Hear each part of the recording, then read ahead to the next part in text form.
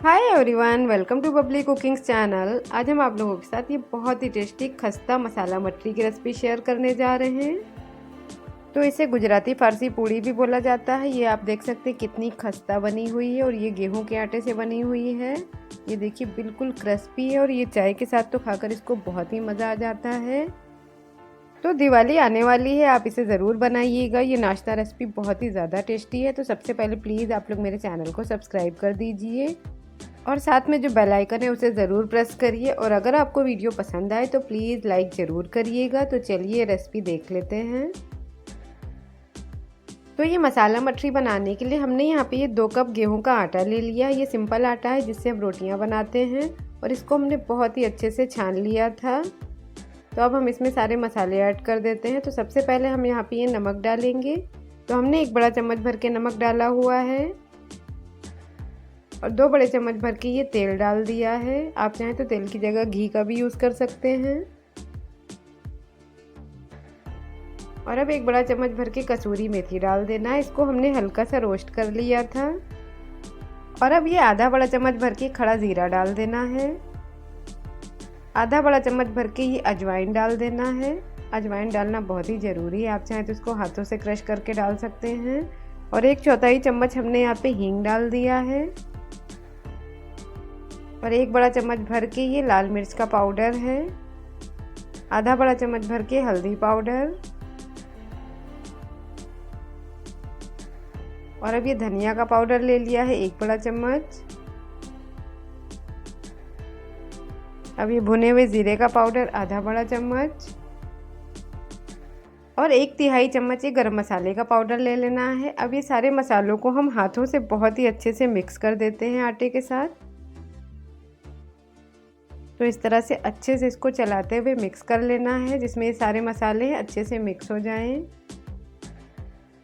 और अब हम यहाँ पे ये थोड़ा थोड़ा पानी डाल के इसका एक टाइट डो तैयार कर लेते हैं। तो ध्यान रखना है पानी को हमें एक साथ नहीं डालना है वरना आपका आटा गीला हो सकता है। तो देखिए थोड़ा सा पानी हमने डाला है, लगभग आधा कप ही हमने पानी डाला हुआ है। और अब इसको हम अच्छे से गूंद लेते हैं। तो अब ये देखिए हमने इसको अच्छे से गूंद लिया है। हल्दी डालने की वजह से ये बिल्कुल बेसन का आटा लगने लगा है और ये इतना ही टाइट हमें रखना है। ये देखिए जिस तरह से मटरी का आटा रखते हैं हम। अब हम इसको ढक कर रख देते हैं आधे घंटे के लिए रेस्ट करने के लिए। तो जब तक ये आटा रेस्ट कर रहा है आप लोग प्लीज़ मेरे चैनल को सब्सक्राइब कर दीजिए। और अगर आपको वीडियो पसंद आ रहा हो तो प्लीज़ लाइक ज़रूर करिए। तो अब ये आटा रखे हुए आधा घंटा हो गया है तो हम ढक्कन हटा देते हैं। अब इसको एक बार और अच्छे से हमें गूंद लेना है। तो इस तरह से आप इसको 5 मिनट तक गूंद लीजिए। तो अब हम इसको 4 पार्ट में डिवाइड कर देते हैं।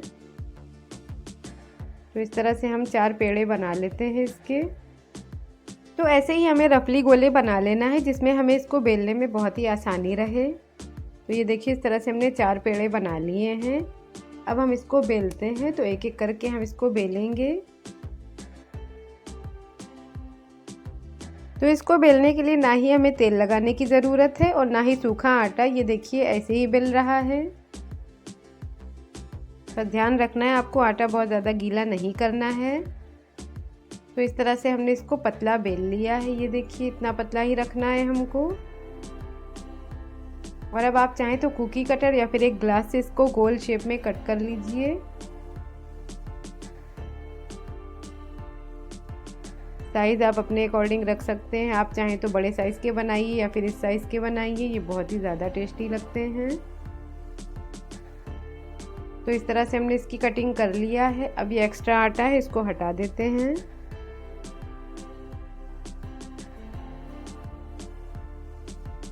तो अब हम एक फोक ले लेते हैं, यानी कि एक कांटा ले लेना है और उससे इसके ऊपर होल कर देने हैं इस तरह से। तो ऐसा करने से जब हम फ्राई करेंगे तो ये फूलेंगे नहीं और क्रिस्पी बनेंगी। तो ये देखिए सब पे हमने इस तरह से होल कर लिए हैं।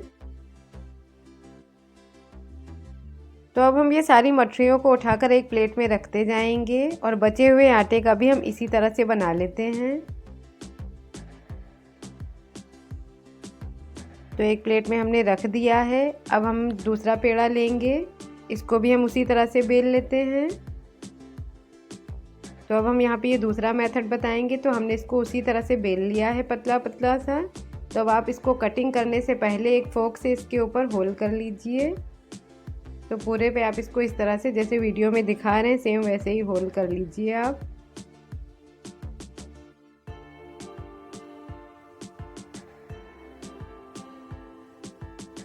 तो अब हम इसको उसी तरह से कटिंग कर लेते हैं। तो ये मेथड तो बहुत ही इजी है।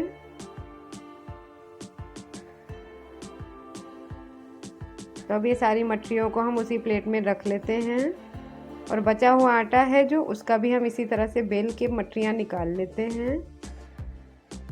तो सारी मठरियाँ इस तरह से बनाने के बाद हम इसको फ्राई करते हैं। तो एक प्लेट में रखते जाएंगे। और अब मठरियों को फ्राई करने के लिए हमने यहाँ पे ये कुकिंग ऑयल ले लिया है। आप चाहें तो इसको घी में भी फ्राई कर सकते हैं।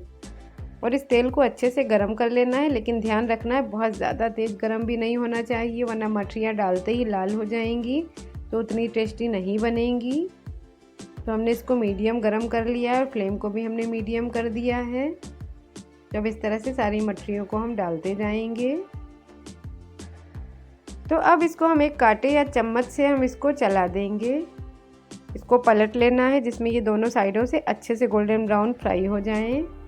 तो आप देख सकते हैं इन मठरियों पे अच्छा सा कलर आ गया है। तो बस अब हम इसको निकाल लेते हैं। तो तिरछा करके हम इसका एक्स्ट्रा ऑयल निकाल देंगे। और आप देख सकते हैं ये हमारी क्रिस्पी मठरियाँ बिल्कुल रेडी हैं। ये बहुत ही टेस्टी लगती हैं, आप लोग ज़रूर बनाइएगा। तो अब हम इसको एक प्लेट में निकालते जाएंगे और सेकंड राउंड की भी हम इसी तरह से फ्राई कर लेते हैं। तो जब तक ये हमारी सेकंड राउंड की मठरियाँ फ्राई हो रही हैं, आप लोगों से रिक्वेस्ट है आप लोग प्लीज़ मेरे चैनल को सब्सक्राइब कर लीजिए। और अगर आपको वीडियो पसंद आया हो तो लाइक ज़रूर करिए। तो अब ये भी मठरियाँ फ्राई हो गई हैं, आप देख सकते हैं इस पर कितना अच्छा कलर आया हुआ है। तो अब हम इसको एक प्लेट में निकाल लेते हैं। ये बहुत ही टेस्टी बनी हुई हैं, ये देखिए। तो आप लोग हमें कमेंट करके बताइए कि आपको ये मेरी मसाला मठरी कैसी लगी। आप इसको चाय के साथ खाइए, बहुत ही मज़ेदार लगती है। तो इसे आप रमज़ान में भी बना सकते हैं और दिवाली आने वाली है, आप इसे दिवाली पे बनाइए, बहुत ही ज़्यादा टेस्टी लगेगी। और आप जिसको भी बनाकर खिलाएंगे उसको बहुत ही ज़्यादा पसंद आने वाली है। और मेरे छोटे भाई को तो ये मठरी बहुत ही ज़्यादा पसंद है और मुझे भी बहुत पसंद है। हम ये देखिए तोड़ के दिखा रही हैं, ये बिल्कुल खस्ता बनी हुई हैं। तो हम फिर मिलते हैं अगली मज़ेदार रेसिपी के साथ, तब तक के लिए बाय।